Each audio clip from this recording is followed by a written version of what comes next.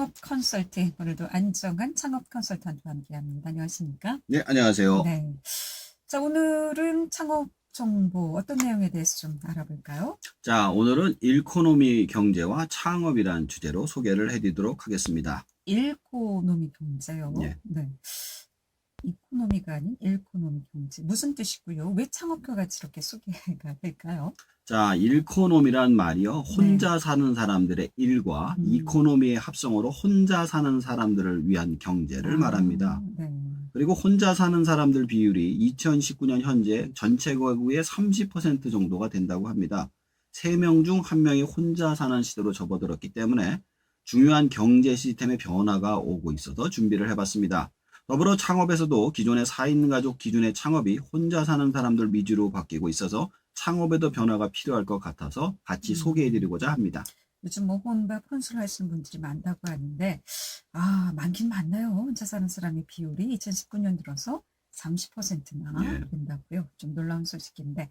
자, 그렇다면 우리가 이코노미 경제를 알기에 앞서서 기존의 경제 시스템에서 먼저 알아야 좀 비교가 가능하지 않을까 싶어요. 예, 맞습니다. 그래서 기존의 경제 시스템에 대해서 먼저 소개를 해드리도록 하겠습니다. 네. 기존의 경제 시스템은 핵심이 4인 가족 기준입니다. 일명 핵가족이라고 하죠. 엄마, 아빠, 아들, 딸로 구성되어 있는 형태가 아이들을 데리고 도시에 살아가는 형태입니다. 그리고 대부분 맞벌이로 되어 있고 바쁘게 살아갑니다. 부부는 주중에 낮 시간 동안 일터에서 아이들은 학교에서 생활을 하죠.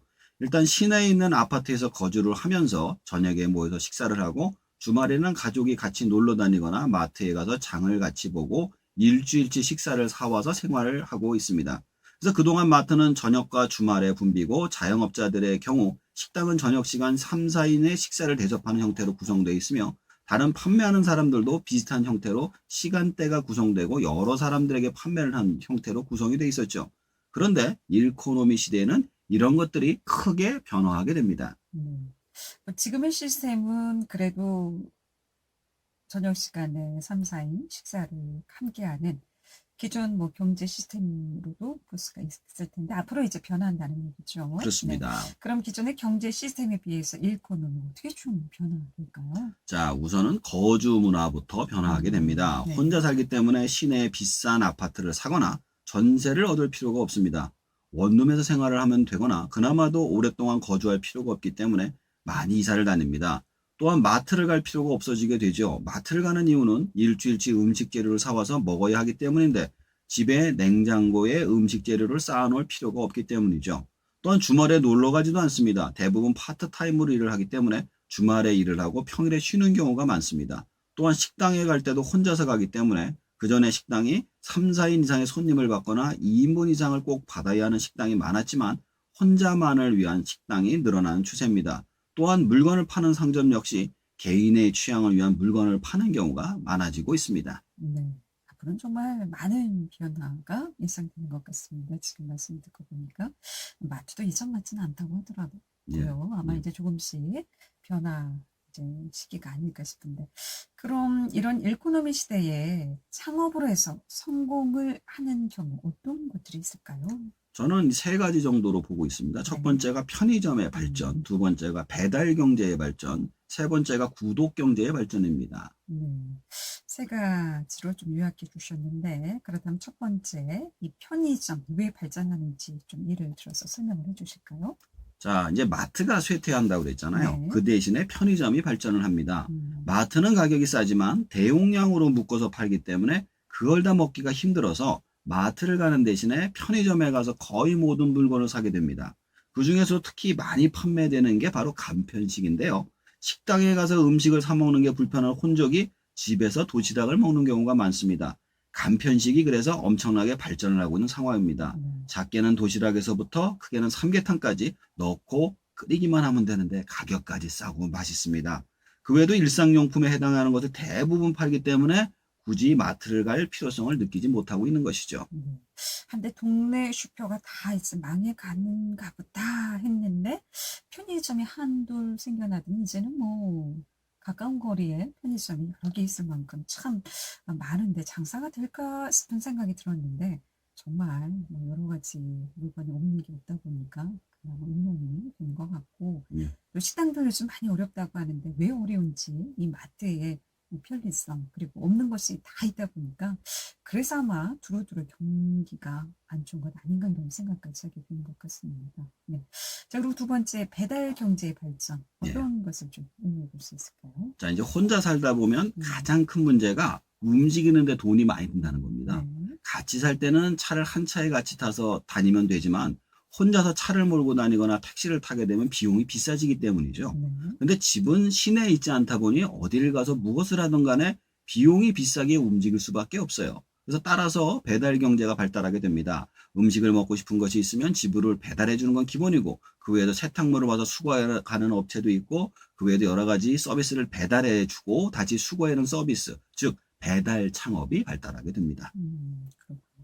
자, 세 번째는 이제 구독 경제라고 말씀하셨는데 네. 이 구독 경제란 무엇이고 왜 이 구독 경제까지 발달한다고 볼 수 있을까요? 자, 이제 세 번째 구독 경제는 쉽게 말해서 신문처럼 매일 혹은 매주 매달 일정한 금액을 지불하고 받게 되는 서비스를 말합니다. 예를 들어 과거에는 집안일 도우미 서비스를 신청하게 되면 하루 5시간에서 6시간 정도 일을 해주면 됐습니다. 그래서 8만 원에서 10만 원 사이 비용을 지급했다고 해요. 근데 이제 원룸에서 혼자 사는 사람들이 그만한 비용을 지급할 수 없으니까요. 3시간만 하고 5만 원에서 6만 원 정도 지급하는 형태로 발전하고 있다고 합니다. 그나마도 과거에는 일정한 인력업체가 파견을 했는데 현재는 플랫폼 앱을 통해서 스마트폰으로 시간하고 비용을 협상해서 정해주는 서비스가 운영되고 있습니다. 그래서 이것은 이제 구독 경제 네. 이렇게 얘기를 하고 있군요.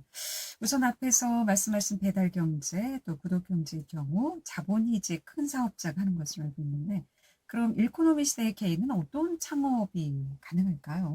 자, 여러 가지를 제가 봤습니다. 현재 많이 생겨나는 창업 중에 1인 가구 짐 보관 서비스, 짐을 보관할 데가 없으니까요. 네. 운동기구 대여 서비스, 무인 독서실 등이 등장하고 있습니다. 그러나 역시 가장 많이 생겨날 직업으로는 긱 이코노미라고 해서요. 플랫폼 노동자가 자영업자 형태로 일을 하게 되는 경우가 많아질 것으로 예상하고 있습니다. 원룸의 혼족들이 대부분 직업 역시 이런 구독 경제에서 일하게 되는 경우가 많아요. 혼자 살다 보면 원래 직업이 있어도 밤에 대리기사를 뛴다던가 이런 플랫폼에 등록을 해서 자신의 추가적인 일을 하는 경우가 많습니다. 더 나아가서는 그 플랫폼 안에서 창업을 하는 경우도 많아지게 됩니다. 그래서 구독 경제를 활용하고 구독 경제 안에서 일을 구하는 형태로 발전하게 될 것으로 보고 있습니다. 예를 들어 우버나 에어비앤비 같은 경우 공유경제 시스템 안에서 호텔 체인처럼 자신의 신용도와 이름을 걸고 다른 기사나 집들을 섭외를 해서 창업을 하는 경우도 있고요. 더 나아가서 투자를 받거나 사업을 하는 경우도 있습니다. 그리고 기존의 개인 창업의 경우 가장 큰 문제가 사람을 뽑아서 가르치는 데 들어가는 비용하고 시간이 많이 들어가잖아요. 그래서 최저시급이 문제가 됐지 않습니까? 네. 근데 이런 플랫폼 안에 완성이 되면 하루 일을 하는 사람이라 할지라도 능력이나 점수에 따라서 그 사람이 매장에서 잠깐 일을 하고 가도 되는 게 있어요. 따라서 그 등급에 따라서 돈을 주는 일용직의 형태로 변화하게 될 것으로 예상하고 있습니다. 따라서 모든 직업의 아웃소싱화가 되지 않을까라고 생각을 하고 있습니다. 저는 그런 형태로 창업이 변화할 것으로 생각이 되며 더 나아가서 2인 이상의 식단을 없앤 1인용 식당과 1인용 극장, 1인용 매장이 점점 증가할 것으로 예상하고 있습니다. 자, 그렇다면 앞으로는 일코노미 경제, 일코노미 창업이 이제 성행하신다는 논리를 본다면 네. 창업하실 때도 좀 많이 참고를 하셔야 되지 않을까 싶고요. 네. 자, 오늘 일코노미 창업에 대해서 말씀해 주셨는데 다시 한번 좀 정리를 해보겠습니다. 자, 인제 인구의 30%가 1인 가정으로 변화하고 있습니다. 따라서 4인 이상의 거주, 식사, 매장 문화가 인화되면서 대형마트의 쇠퇴와 편의점의 발전, 배달 경제의 발전, 구독 경제의 발전으로 변화하게 될 것으로 예상됩니다. 그런 경제가 발전함으로써 그쪽의 인적 수요가 늘어남에 따라 많은 창업도 플랫폼 노동자 형태로 변화돼서 플랫폼 안에서 자신만의 창업을 하는 방향으로 변화할 것으로 예상됩니다. 또한 식당이나 매장, 극장 같은 것도 이론용으로 변화하기 때문에 그에 맞게 창업을 준비하셔야 할 것 같습니다. 네, 정말 대가족에서 핵가족, 이제 핵가족에서 혼자. 예. 좀 빠른 시간에 많은 변화가 있는 듯 싶습니다. 앞으로는 그래도 혼자 사는 가정이 늘어나면서 일코노미 경제, 일코노미 창업에 대해서 많은 관심이 집중되는 것 같습니다. 오늘 일코노미 창업에 대해서는 또 안정환 컨설턴트와 함께했습니다. 고맙습니다. 잘 들었습니다. 1년 동안 고생 많으셨습니다. 아닙니다. 고생 많으셨습니다. 내년에도 좋은 정보 부탁드리겠습니다. 고맙습니다. 예, 감사합니다.